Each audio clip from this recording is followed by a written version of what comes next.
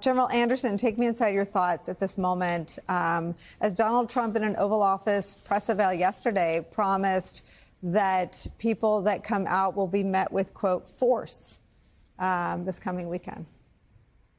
Well, it shows that Donald Trump, Nicole, considers the military a prop, something to politicize, something to use to achieve his objectives politically. And it just sickens me to see this happen. I mean, when you look at what's going on out there, first of all, it's illegal and been articulated much better than myself by Tim Kaine and Gavin Newsom and others. But it's also going to be ineffective because these soldiers are not trained to do this mission. It's very difficult to coordinate with all these different agencies. They are, and there's a tremendous cost associated with trying to bring this happen. And as Tim Kaine, I think, very rightfully pointed out, there is the danger of an escalation to a Kent State type moment with untrained soldiers that perhaps aren't used to dealing with this kind of thing. So, I mean, when you think about $134 million being expended for 60 days over there, think of what we can do with that money. I mean, Donald Trump already took $1 billion from military construction to use on the southern border. If you think about what is not happening in our military because he considers it to be part of his piggy bank and something that he can exploit for his political gain. General Anderson, former senior military official, explained to me why that is such a volatile dynamic and why the comparisons to Kent State, that all of the training that goes into being a Marine is about being wired, and people are predisposed, I understand, but being wired to respond with force against a threat against your life. Just explain how combustible that is inside an ICE operation. Well, absolutely, Nicole. Well, of course, the soldiers, sailors, airmen, Marines are trained to fight our nation's wars. I mean, that's what they do. They're trained to deal with our adversaries, to fight and win overseas wars against foreign adversaries. So they're trained to kill. I mean, and so it's very difficult for them to say, oh, okay, not so fast. We're not going to do this in this situation. And there could be a terrible situation in which a soldier or a Marine gets confused, gets scared, gets intimidated, whatever, and makes a terrible mistake. And that would set back the military-civilian relationships perhaps 20 years. I mean, Kent State is a terrible thing. You're not old enough perhaps to remember it, but I do. And it was, it absolutely decimated our military, and it pretty much brought this country to its knees for a few days. We cannot let this happen. And unfortunately, Donald Trump is fanning the flames and making this happen. He's enabling this potentiality to happen because of his inappropriate use of the military. What do you say to men and women of the military who are under no, it's insubordination? Donald Trump also has the title of Commander-in-Chief. What is it like right now for active duty military in our country? Well, Tim Kaine hit it very, very well. I mean, it's a terrible morale degradation. These soldiers and Marines did not sign up to stand down civilians, in American cities. They signed up to train, to make themselves better, to grow their families, and to deal with our foreign adversaries, and we have the most lethal military in the world because of it. This is a major distraction, and, it's a tremendous morale issue to them. They don't like to do what they're being asked to do. They know that it's confusing. They're getting handed cards to say, this is your mission. It's insane. The military and the deployment of the National Guard is a last resort, not a first resort. Unfortunately, this president wants to do this. He wants to fan the flames of insurrection.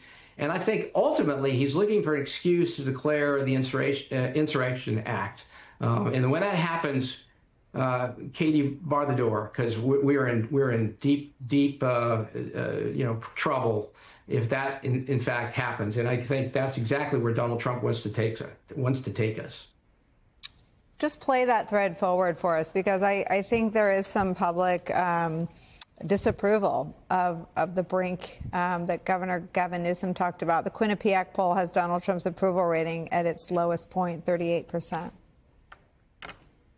Well, you got to remember there's an awful lot of people that love what Donald Trump is doing. Okay, I mean that's just how it is. Sure, I mean, they're in the 38%, but they are. In terms of doing things like launching and carrying out an unpopular trade war with America's largest trading partners, in terms of reshaping America's scientific prowess by expelling foreign students, if you're at 38%, you can't do the other things on your wish list, can you?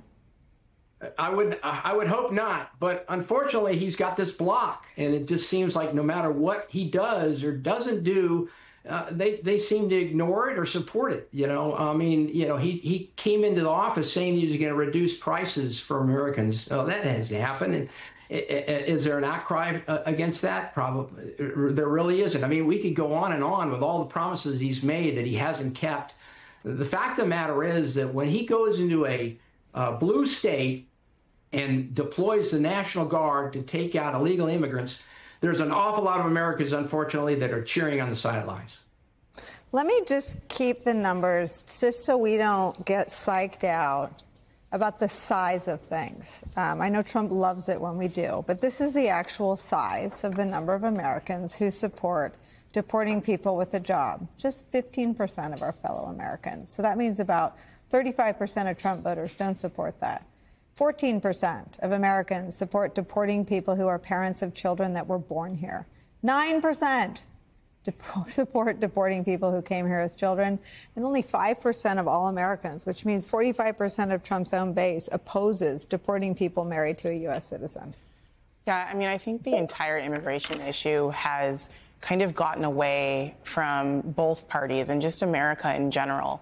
I am starting to wonder how much of an issue in last year's election immigration was as simply a proxy for anger over the economy. Americans clearly are suffering, not just with inflation, but with a housing crisis. You have adult children who aren't doing as well as their parents. There's a lot of anger about the consolidation of capital, about billionaires. So you think about that kind of populism and how Donald Trump was able to channel it into an anti-immigrant rhetoric. And so I think through that lens, we did see people voting on immigration in a way. But I think the reality now of, first of all, this is terrible for the economy. So even putting aside the humanitarian aspect of this, now he said, yes, I'm going to go after people who are criminals, but he's going after wide communities here. And I think now that we're seeing that playing out, there are Americans in those communities, citizens, people across the country who are starting to have second thoughts. I mean, now that we're seeing, children being ripped from there, including people, right. So the reality is actually quite devastating. And so I do think we're starting to see public sentiment shift because this isn't just about immigration. It's also obvious, of course, that Donald Trump is using immigration as an excuse to strengthen his own powers and test the Constitution. And we see that with his deployment of the military. So you've got to have Americans out there who are thinking, well, today it's immigrants. Well, tomorrow it could be me or my kid who's out in the street protesting because they're at college, or they just feel like it's their constitutional right to do so as it is, and they're devastated by what's happening to their country. Are they going to be harmed by a member of their own military? I mean, what is happening here? So I have very mixed feelings about showing this to both of you. It is news, but it is news from the Trump administration. It's a post from the Department of Homeland Security that they put on X, advertising a tip line with a poster that reads, quote, "Help your country and yourself. Report all foreign invaders." This is your taxpayer dollars, regardless of who you voted for. If you pay taxes, your taxes are paying for this ad being disseminated on Elon Musk's platform X that says, quote, "Help your country and yourself. Report all foreign invaders." General, did Vladimir Putin write that?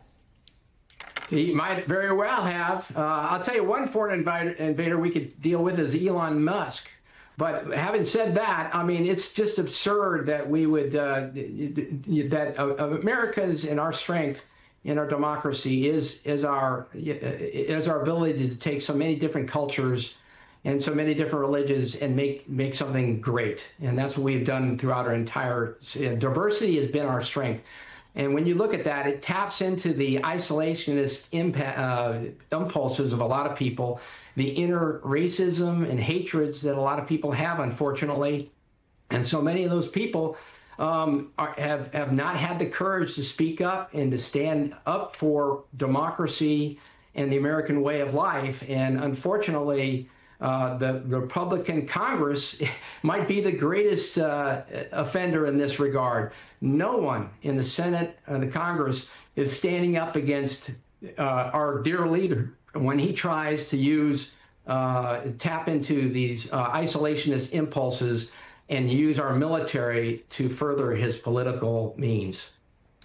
Retired U.S. Army Brigadier General Steve Anderson, thank you for being part of our coverage. Mara sticks around for the hour coming up for us. The president's quote-unquote agreement with China. Our next